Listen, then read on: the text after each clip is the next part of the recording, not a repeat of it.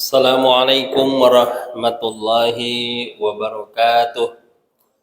Alhamdulillahi alladhi badi'il hadi ila bayani mahya'ir rasyadi amadda arbaban nuha warassama syamsal bayani fi suduril ulama. Wassalatu wassalamu ala man arsalahu Allahu basyiran wa nadiran وداعيا إلى الله بإذنه وسراجا منيرا أما بعد jamaah Masjid Darun Ni'mah yang dimuliakan Allah Subhanahu wa taala, semoga kita yang berhadir dalam kesempatan ini diberi Allah Subhanahu wa taala taufik dan hidayah dan bimbingan istiqomah serta husnul khotimah. Amin ya rabbal alamin. Salawat dan salam kepada Rasulullah sallallahu alaihi wasallam. Allahumma salli ala Muhammad wa ala ali Muhammad. Taklim ataupun kajian adalah di antara amal soleh yang terbaik yang bisa kita lakukan, ya, karena sesungguhnya dikatakan oleh para ulama, wa man bi ghairi ilmin ya'malu amaluhu mardudatun la tuqbalu. Barang siapa yang beramal tanpa berilmu, maka amalnya ditolak dan tidak diterima. Jadi betapa pentingnya kita hadir dalam kajian-kajian ilmu, di samping untuk menambah wawasan, ya, tapi dengan ilmulah kita bisa mengetahui ibadah kita sah atau tidak. Bagaimana caranya salat, ya, mana yang halal, mana yang haram, ya, mana yang afdal. Tanpa ilmu maka itu tidak mungkin bisa, ya, akan kita dapati. Jadi jamaah rahimakumullah, jangan pernah bosan menuntut ilmu. Ya, kata ulama, utlubul ilma minal mahdi ilal lahdi. Tuntutlah ilmu dari ayunan sampai ke liang lahat. Ya, dalam menuntut ilmu tidak ada kata terlambat. Jangan kita bayangkan menuntut ilmu itu hanya duduk di bangku sekolah, ya, tapi hadir dalam kajian-kajian ilmu, ya, adalah, ya, dalam rangka talabul ilmi yang diperintahkan oleh Nabi Muhammad sallallahu alaihi wasallam. Dulu pun di zaman Nabi, orang menuntut ilmu nggak ada yang di bangku sekolah, nggak ada itu SD, SMP, SMA, kuliah, S1, S2, S3, S-Doger, tak ada, Pak, ya. Ya, yang ada adalah menuntut ilmu. Jadi keutamaan menuntut ilmu ini lebih daripada keutamaan beribadah. Lebih utama daripada baca Quran. Jadi menuntut ilmu yang wajib mengalahkan seluruh ibadah. Ya. Menuntut ilmu yang sunnah mengalahkan seluruh ibadah yang sunnah. Jadi walaupun yang kita tuntut itu ilmu yang sunnah, artinya kita sudah lepas fardu ain, tapi kita masih menuntut ilmu, maka pekerjaan kita menuntut ilmu itu lebih afdal daripada membaca Quran, lebih afdal daripada salat malam, lebih afdal daripada salat sunnah, lebih afdal daripada berzikir. Karena sesungguhnya menuntut ilmu itu adalah zikir juga. Ya. Makanya kita lihat alhamdulillah di belakangan ini masjid-masjid selalu mengadakan kajian-kajian. Ya. Selalu mengadakan taklim. Ya. Karena semakin banyak taklim ini, semakin ada kesadaran. Ya, semakin hilang yang bid'ah itu semakin ditinggalkan orang.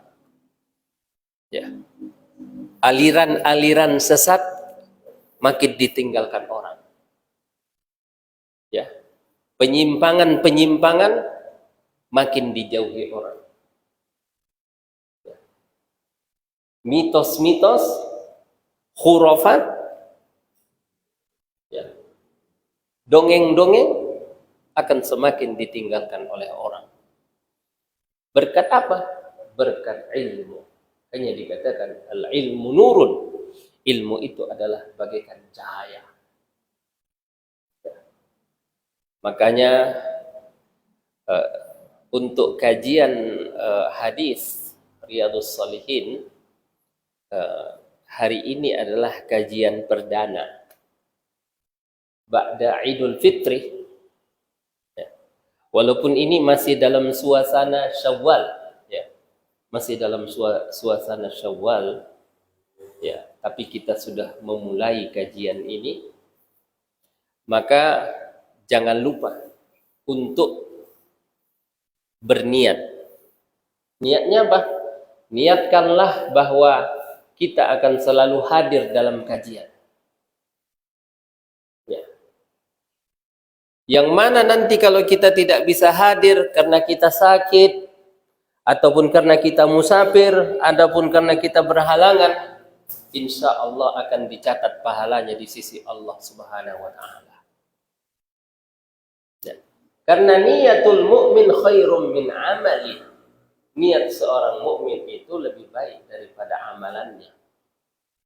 Amalan kita itu dikalahkan oleh niat kita. Jadi berniatlah untuk selalu hadir dalam setiap kajian-kajian. Kalaupun umpamanya berhalangan, sudah dicatat sebagai pahala di sisi Allah Subhanahu wa Ta'ala. Nah, untuk kajian kita pada kesempatan ini adalah 4 wasiat di bulan Syawal. Kalau bapak-bapak dan ibu-ibu bertanya, kenapa 4 ustadz? Katanya. Ya, saya juga tak ada dalilnya. Ya, tak ada dalilnya kalau ditanya kenapa 4. Cuma saya bikin 4 supaya mudah diingat. Ya. Nah, nanti pulang ke rumah, tadi ceramah Ustadz itu 4 wasiat. Jadi mudah diingat-ingat. Kaji apa ini?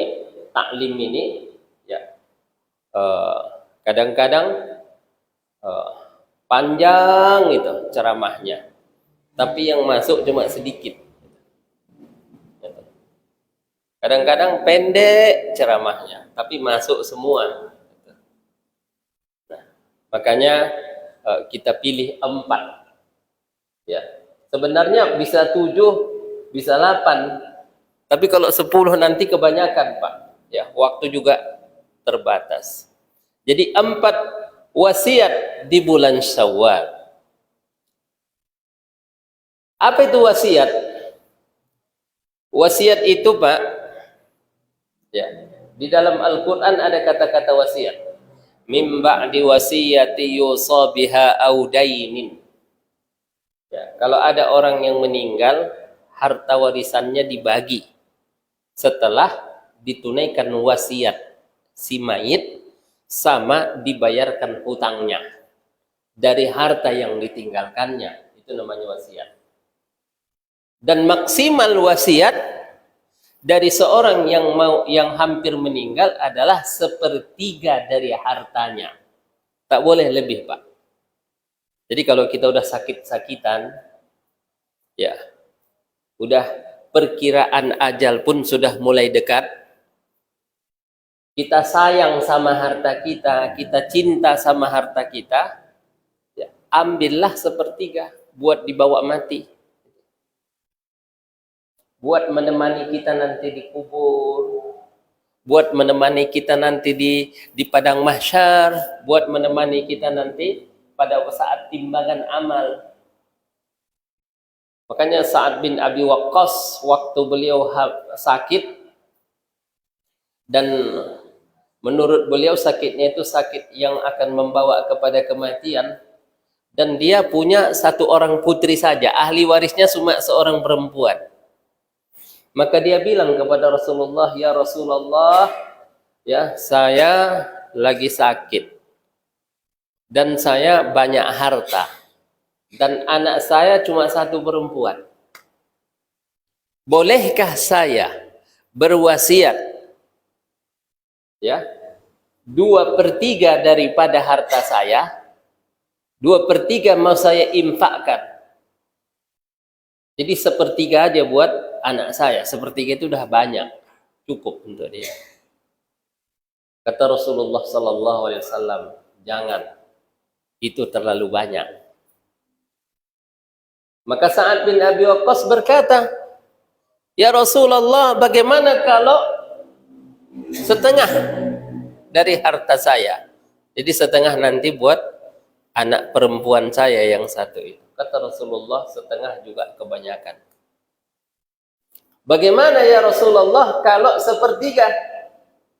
Kata Rasulullah, fas-sulusu was-sulusu katsir. Udah 1/3 aja. Dan sebenarnya 1/3 itu pun sudah banyak. Nabi berpesan, kalau kamu tinggalkan anak-anakmu, keturunanmu, ya, sejahtera, itu lebih baik daripada nanti mereka menjadi pengemis ataupun menjadi beban ataupun menjadi tanggungan bagi orang lain. Ya. Jadi di satu sisi kita memikirkan diri kita nanti di akhirat, tapi di sisi lain kita juga tidak bisa melupakan anak-anak yang kita tinggalkan. Jadi itu wasiat. Jadi wasiat orang yang meninggal itu berhak dia mewasiatkan 1/3 daripada hartanya. Kenapa tidak boleh semuanya? Kan harta-harta dia. Takut nanti bapak-bapak ini dendam sama anaknya, Pak. Anaknya ini nakal, tidak nurut, durhaka. Datang kata ayahnya, semua harta saya infakkan, kau tak dapat warisan, katanya. Ya, kalau anaknya tak dapat warisan, yang susah siapa, Pak? Hah? Yang susah masyarakat. Ya. Makanya jangan buat repot masyarakat ini. Jadi maksimal yang boleh diwasiatkan itu hanya 1/3 dari harta yang ditinggal. Tapi ada juga wasiat, katanya dalam hadis, hendaknya seorang mukmin itu, ya, sebelum dia tidur, wasiatnya berada di bawah bantalnya. Tulis wasiat di bawah bantal. Apa wasiatnya? Ya, Wasiatkanlah nanti kalau udah mati tolong doakan aku. Berwasiatlah ya, tolong bayarkan hutangku. Ya. Wasiatlah tolong di sana ada hutangku dan kalian tidak tahu, dan kalau aku meninggal tolong diselesaikan, tolong dibayarkan. Itu wasiat. Ada juga wasiat ini nasihat. Ya. وَلَقَدْ وَصَّيْنَا الَّذِينَ أُوتُوا الْكِتَابَ مِنْ قَبْلِكُمْ وَإِيَّاكُمْ أَنِ اتَّقُوا اللَّهَ.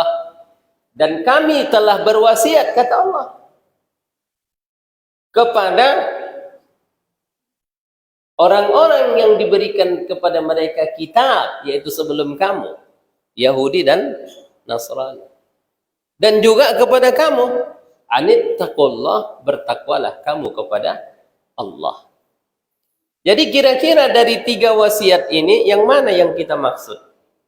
Adalah yang terakhir. Jadi wasiat di sini artinya mau'izah ataupun tadzkirah, pengingat. Ya, mungkin kita lupa, maka diingatkan. Ya, mungkin kita lalai, maka disadarkan. Nah, wasiat yang pertama Bapak dan Ibu rahimakumullah adalah wasiat bersilaturahim. Kita sudah sering menyampaikan tentang silaturahim ini. Sebab ada orang yang berpikiran begini, Bapak dan Ibu. Dia bilang gini, saya kalau ngasih uang sama adik saya, seolah-olah nggak ada pahalanya. Ya.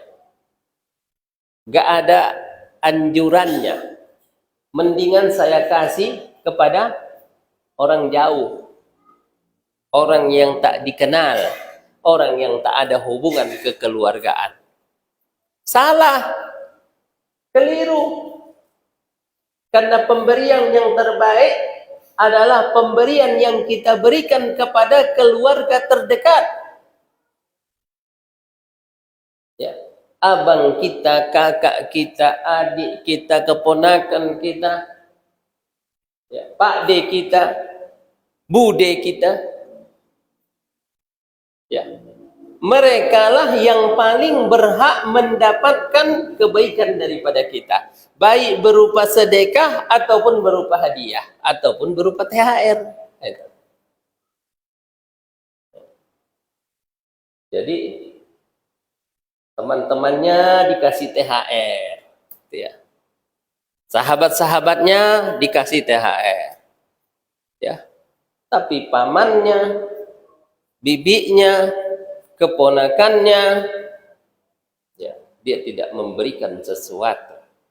Padahal silaturahmi itu esensinya adalah memberikan sesuatu, berbagi apa yang kita miliki. Itu namanya silaturahmi kepada orang yang ada hubungan nasab dengan kita. Ya, berkunjung ke rumah mereka. Ya. Menelepon. Ya. Mengirimkan ucapan selamat hari raya Idul Fitri, mohon maaf lahir dan batin kepada orang-orang yang memiliki hubungan nasab dengan kita.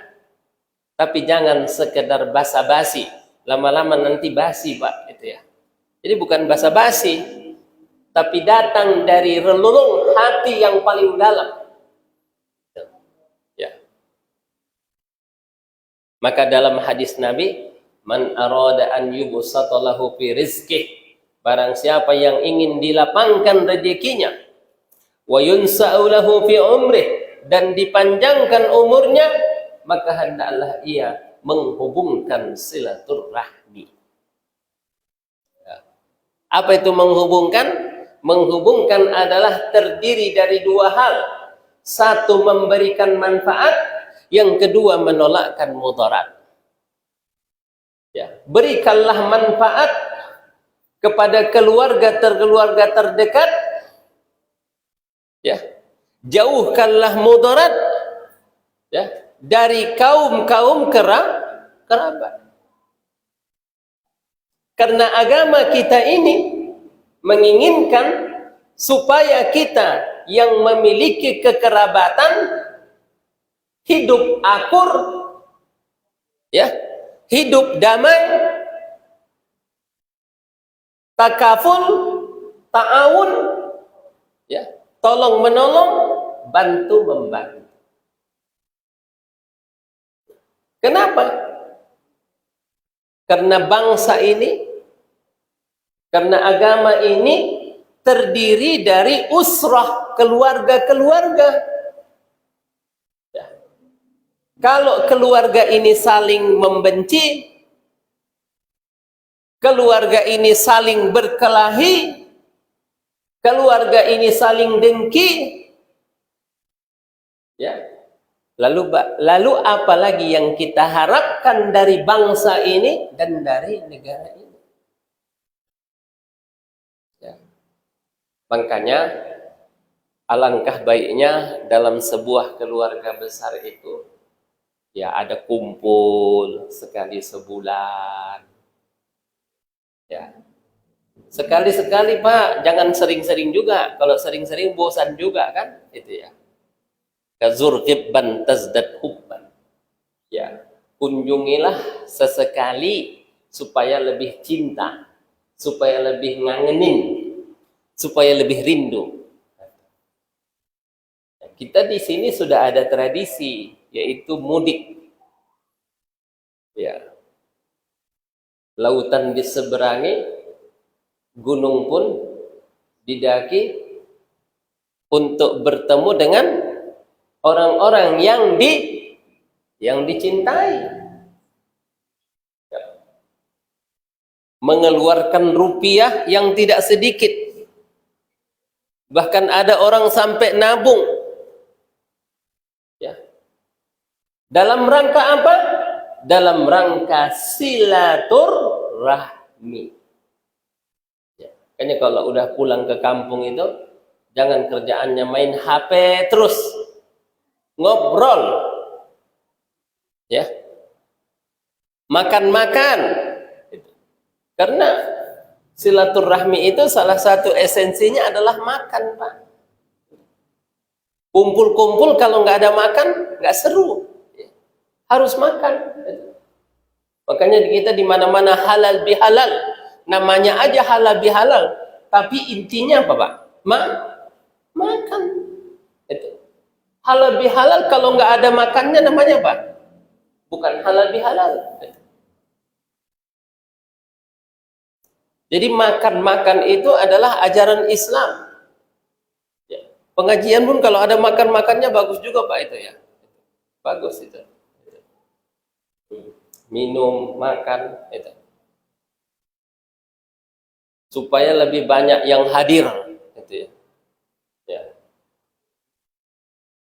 Dari kita untuk kita. Jadi ada yang makan, ada yang memberi makan. Itu kan? Itu sirkulasinya. Ada yang makan, ada yang memberi makan. Dulu para salafun salih itu kalau mereka mengadakan kajian, selalu ada makannya. Selalu ada makannya. Betul deh ya? Iya. Betul. Nah, Bapak dan Ibu rahimakumullah. Jadi katanya adalah diluaskan rezekinya. Apa itu diluaskan rezekinya? Rupiah yang kita belanjakan, THR yang kita bagi-bagikan. Ya. Uang yang kita berikan kepada keluarga-keluarga, kerabat-kerabat terdekat tidak akan sia-sia. Insya Allah tercatat sebagai pahala di akhirat dan di dunia. Allah lapangkan rezekinya. Ya. Makanya matematika impak itu beda dengan matematika di SMA. Ya. Kalau matematika di SMA 1 juta dikurang 100.000 jadi berapa? 900.000. Kalau matematika agama 1 juta diimpakkan 100.000 menjadi berapa? Hah? Menjadi 900.000, ya. Kemudian 100.000 dikali 700. Bayangkan betapa banyaknya, saking banyaknya, ibarat hujan yang lebat, maka ada rembesannya. Rembesannya itulah dalam bentuk dilapangkan rezekinya, dimudahkan urusannya, dia dicintai, hatinya ditenangkan, pikirannya tenang. Masya Allah, berkahnya berbagi. Indahnya memberi. Al-yadul ulya khairum minal yadis sufla. Tangan yang di atas lebih baik daripada tangan yang di bawah. Makanya saya nggak setuju itu. Kalau anak-anak dari kecil disuruh minta, ya itu minta sama om, ya itu minta sama ommu itu, minta sama uakmu itu, minta. Jangan diajari anak minta, Pak. Ajarilah mereka memberi. Ajarilah mereka berbagi. Jangan diajari mengemis, jangan diajari meminta, tapi ajari mereka memberi. فَأَمَّا مَنْ أَعْطَى وَاتَّقَى وَصَدَّقَ بِالْحُسْنَى فَسَنُيَسِّرُهُ لِلْيُسْرَى. فَأَمَّا مَنْ أَعْطَى وَاتَّقَى. Adapun orang-orang yang memberi dan bertakwa, wasaddaqa bil husna, dan dia membenarkan surga, yakin dengan pahala dan dosa. Karena berimpak itu 2 penyakitnya, Pak. 1 riya, 1 lagi kurang yakin dengan pahalanya. Kayak dalam Al-Quran, alladzina walladzina yunfiquna amwalahum, orang yang menginfakkan harta mereka, ya, mengharap ridha Allah, wa tathbitan, dan yakin dengan pahala yang dijanjikan Allah Subhanahu wa ta'ala. Maka disitulah nanti Allah akan memberikan keberkahannya. Kemudian yang kedua adalah dipanjangkan umurnya. Nah, Bapak mau dipanjangkan umurnya? Mau, Pak? Hah? Tambah 100 tahun lagi, mau nggak? Lah, jadi berapa tahun nanti?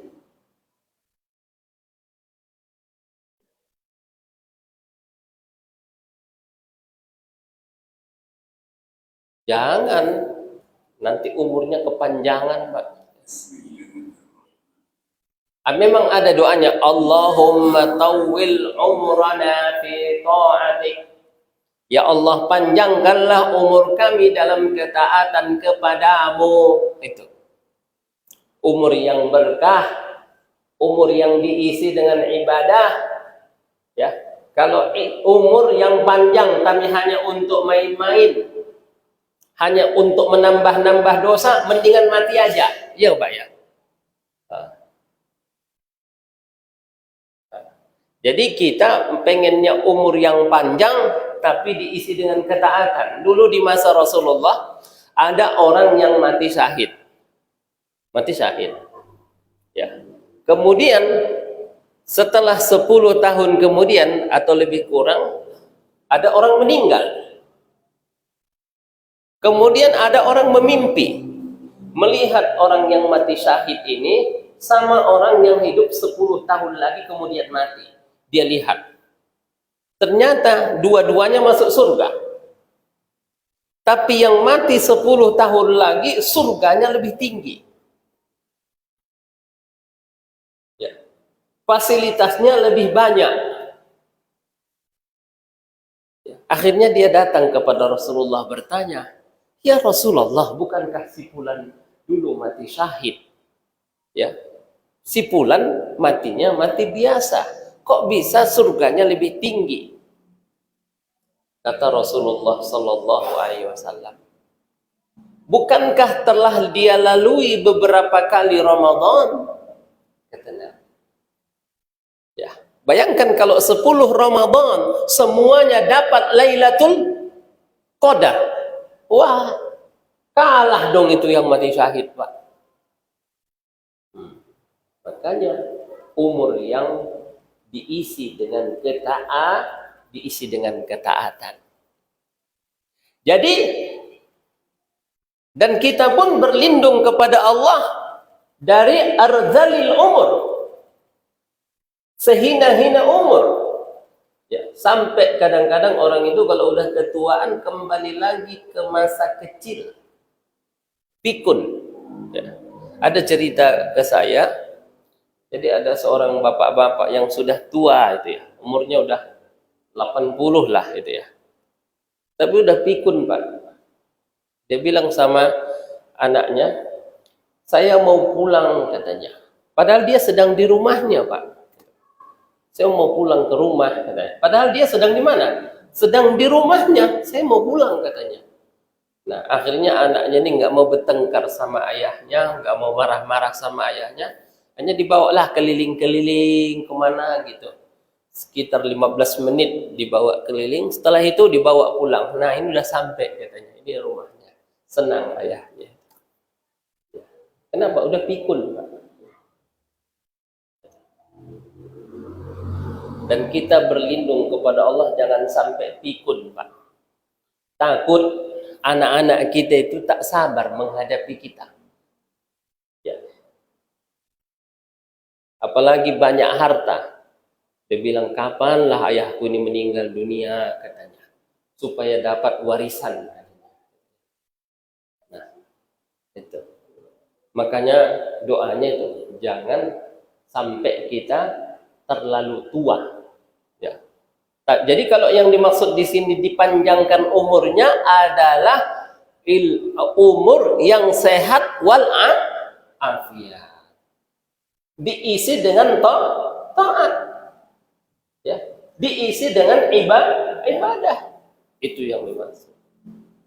Atau yang kedua adalah dikenang kebaikan-kebaikannya. Makanya Imam Syafi'i sudah meninggal ribuan tahun, tapi jasanya, ilmunya, kesolehannya, ketakwaannya selalu dikenang. Dan orang yang datang silaturahmi nanti itu akan jadi kenangan bagi orang-orang yang ada di situ. Ya, adiknya bilang, ya dulu saya punya abang yang sangat baik, rajin bersedekah, suka berbagi, perhatian, suka menolong, suka membantu, suka ngutangi, gitu. Walaupun kadang-kadang udah diutangi, ya uang yang diutangi nggak bayar, Pak. Nah, itulah wasiat yang pertama. Makanya betapa penting silaturahmi ini sampai-sampai Rasulullah Sallallahu Alaihi Wasallam mengaitkan keimanan seseorang dengan silaturahmi. Artinya orang yang rajin silaturahmi berarti ada iman di dalam hati. Sedangkan orang yang tidak mau silaturahmi dipertanyakan keimanannya. Man kana yu'minu billahi wal yaumil akhir falyasil rahimah. Kalau memang kamu beriman kepada Allah dan hari akhir, maka hendaklah kamu menghubungkan silaturahmi. Ada yang bertanya, Ustadz bagaimana itu? Saya punya adik. Mestinya kan dia adik saya. Dia dong yang kunjung ke rumah saya. Dia dong yang datang. Kan dia paling kecil. Jadi karena dia nggak mau berkunjung ke tempat saya pun nggak mau berkunjung kepadanya. Ya. Saya punya abang saya sombong, tidak pernah berkunjung, tidak pernah telepon, tidak pernah WA. Saya malas datang ke situ katanya. Silaturahmi itu laisa bil mukafi. Kita silaturahmi itu bukan balas jasa, Pak. Kita silaturahmi itu bukan membalas kunjungan. Kita berbagi itu bukan untuk balas budi. Tapi kita bersilaturahmi adalah berbuat baik walaupun keluarga kita tidak peduli. Walaupun keluarga kita memutuskan silaturahmi.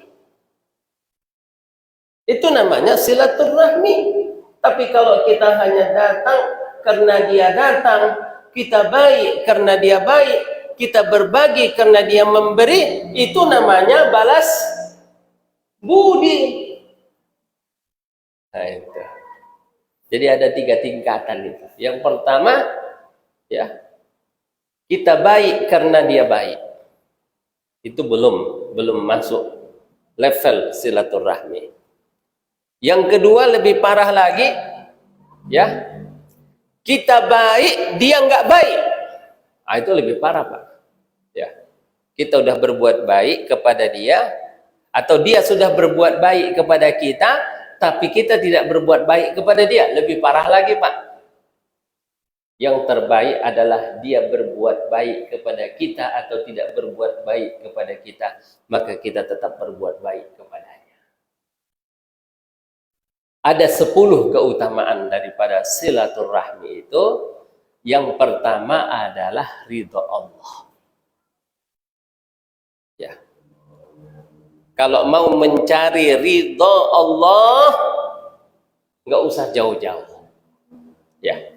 Kunjungilah saudara kita.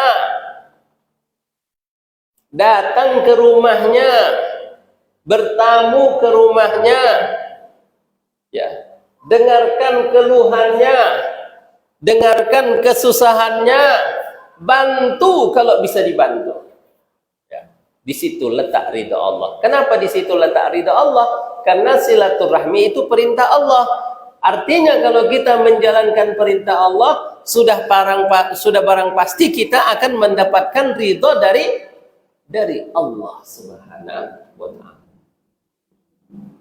Yang kedua, Bapak dan Ibu, membuat bahagia kerabat.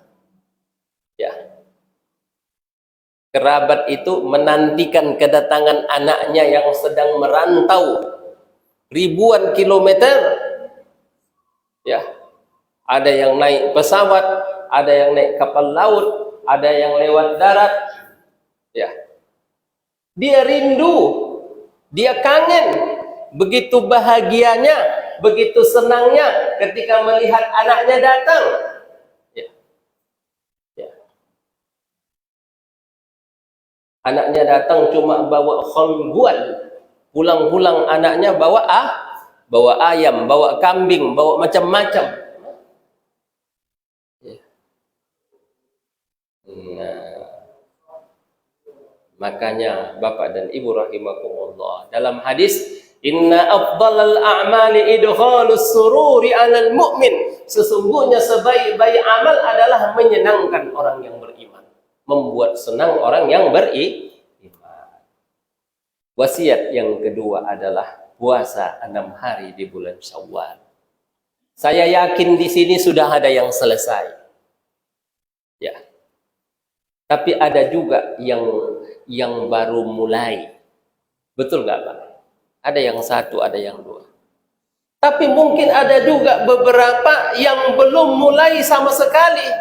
Mumpung ini masih tanggal 19 Syawal, masih ada 10 hari lagi. Jangan sia-siakan kesempatan ini, karena hanya datang sekali dalam seumur hidup.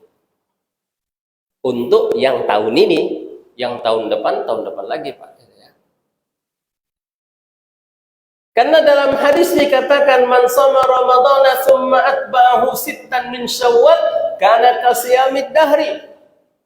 Barang siapa yang berpuasa di bulan Ramadan,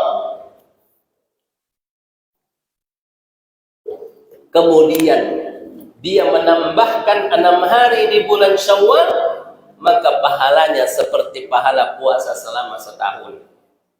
Kenapa bisa setahun, Pak? Rumusnya dari mana itu? Oh, rumusnya begini. Ya, satu kebaikan dibalas dengan 10. Jadi puasa Ramadan itu 1 bulan. Kalau dikali 10 jadi berapa? 10 bulan. Ditambah 6 hari. 6 dikali 10 menjadi berapa? 60 hari. 60 hari itu sama dengan 2 bulan. Jadi 10 bulan ditambah 2 bulan sama dengan berapa? 12 bulan ataupun 1 tahun. Ya. Jadi puasalah.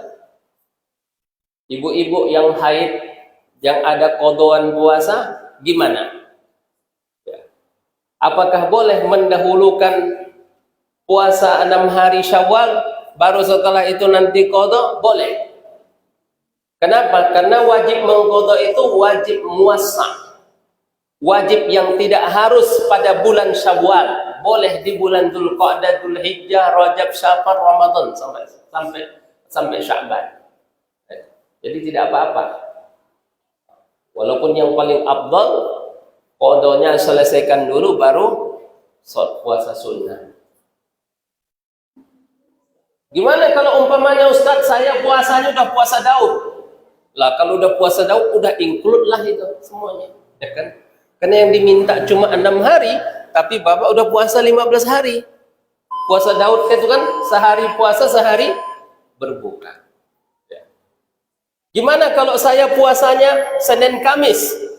Ya Senin Kamis pun sudah masuk. Kenapa? Kalau Senin Kamis itu 1 bulan itu 4 pekan. 1 pekan 2 kali, berarti udah dapat lah 8. Ya. Kalau gimana kalau saya tambahkan dengan ayyamul bid? Ya, alangkah baiknya. Alangkah baiknya. Ya. Jadi yang puasa 6 yang dimaksud itu sekurang-kurangnya. Jangan sampai kurang puasa kita dari 6 hari di bulan Syawal. Mudah nggak? Mudah. Ya. Ketiga, wasiatnya adalah memohon ampun kepada Allah.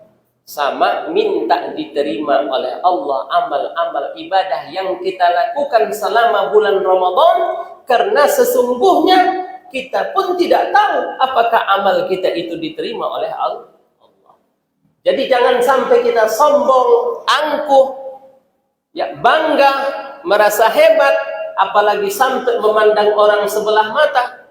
Ada orang datang ke masjid karena dia merasa dirinya yang paling sunnah, merasa dirinya yang paling wara', merasa dirinya yang paling soleh.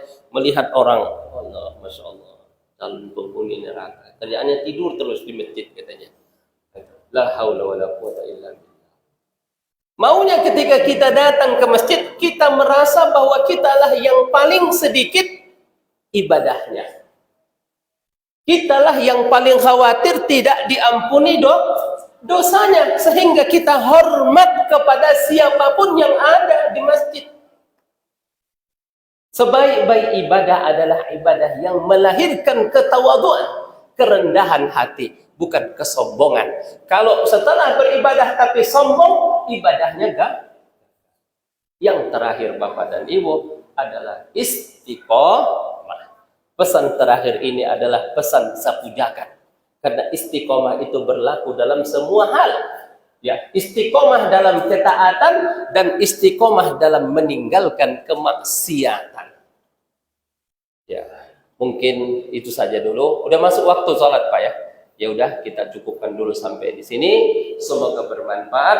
Nasrum minallah wa fathun qarib wa basyiril mu'minin. Wassalamualaikum warahmatullahi wabarakatuh.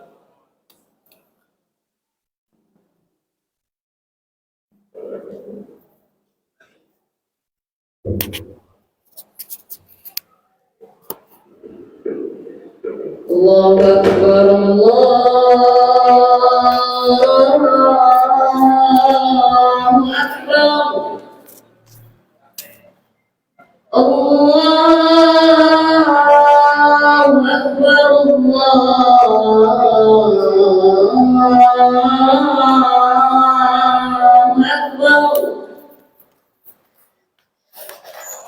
أشهد أن لا إله إلا الله